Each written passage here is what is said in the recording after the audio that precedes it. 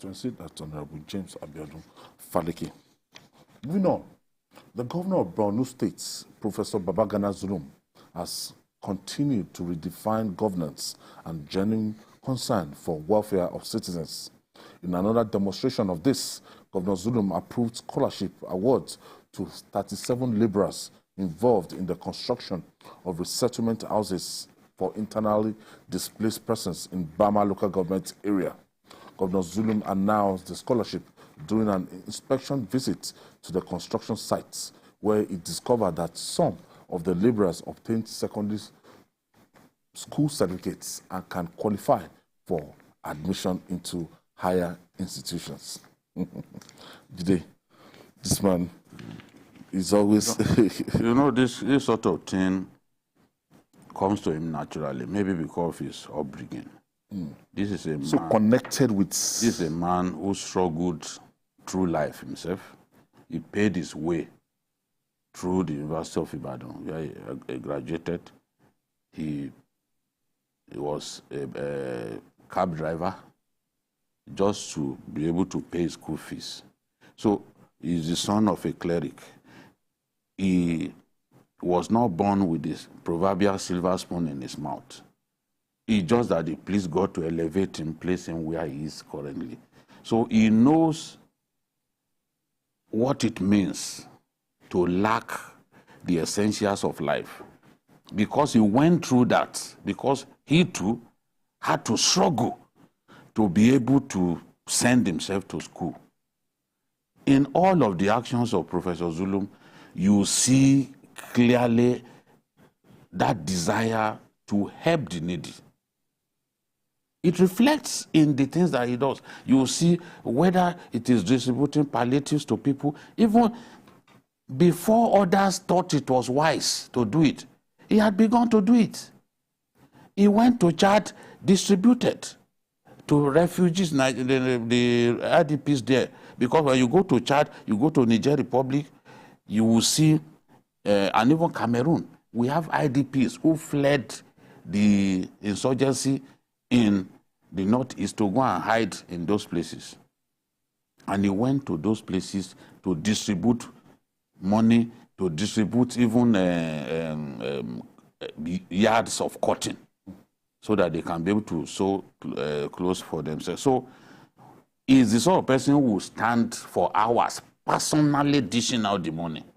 He's not going to tell anybody to do it for him. You see him giving the money to people by himself. He doesn't believe in dressing big. He's just different to this generation of politicians because he puts the people first.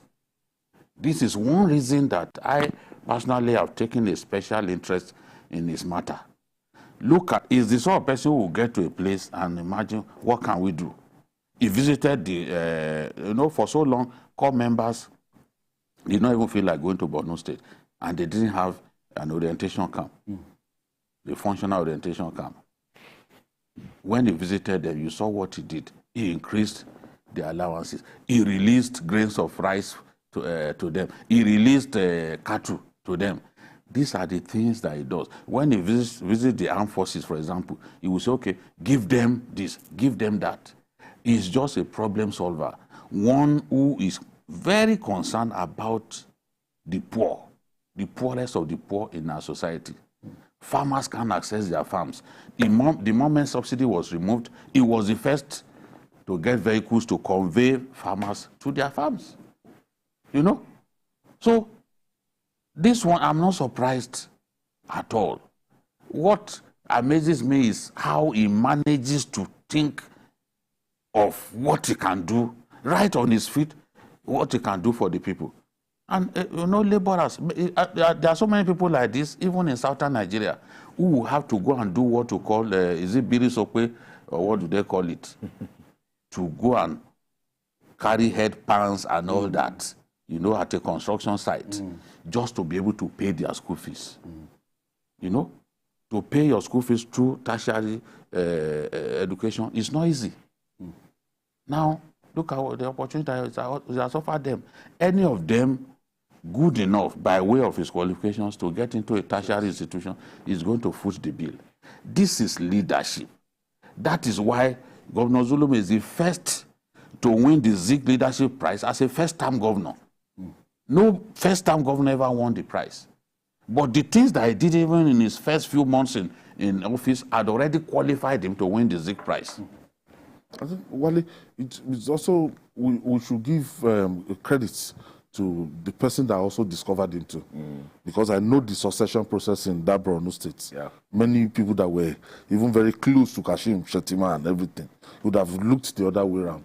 But to pick this person out and is living the kind of testimony that Governor, Vice President Kashim Shettima has given about. There's no doubt about that, because most people look for successors based on the fact that they think this person can just protect my interest. That's all. But I think the current VP looked for somebody who could protect the interest of the people of Borno State.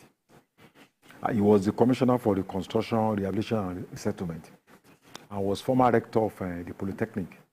And I think he must have seen special quality in him. The governor is in the extreme end of the country, but each time we are talking about him in Lagos, in Abuja, everyone is talking about him. It does not seek publicity, but when you are doing something good, people will notice. Publicity will come. Even when there are some people who are putting certain things on social media, he has built they said 1,000, so he corrected that it's not up to 1,000.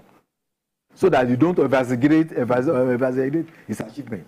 You understand the point? So I think he has demonstrated real quality of leadership, trustworthiness, courage, integrity, and communication. Empathy. If he had not communicated with those laborers, he would not have known their problem. He didn't just go there as a governor and then, okay, have you concentrated then? We will leave them. He spoke to them. What are your needs? What's your certificate? What school did you graduate from? And he was able to discover that. He must have to have engaged in conversation, not just getting there as a governor to supervise projects. Empathy. You know, he was concerned about this human being. What is their future? And I think what he did in that place, you know, he has changed the destiny of these young men. Some of them may end up as lawyers, as doctors, as engineers, to make meaningful contribution to Borno State. You see, this is a state ravaged by war. This man came around to turn around the fortunes of Borno State. Over 900 schools and hospitals were destroyed by Boko Haram. About 300 orphans. This man came and gave scholarship to the 300 orphans. Each of them gets 30,000 naira every month. And that's what he calls Borno Care. Long before he even started taking up palliatives, he will give, you know, small-scale industries, you know, phone repairers, tricycles, tailors, about 2,000 of them. So I think this man is a special breed. He goes out 1 a.m. to inspect projects. 1 a.m. And when you are talking about courage, more than 4 occasions, there have been attempts to kill him by Boko Haram, and he survived. People were killed. And he has not reneged. He has not, you know. Still going to and even when you look at the way he dresses when he goes out, you know that this man is somebody that wants to walk. So all right. I'm happy, you know, about him, and I wish him the best of luck.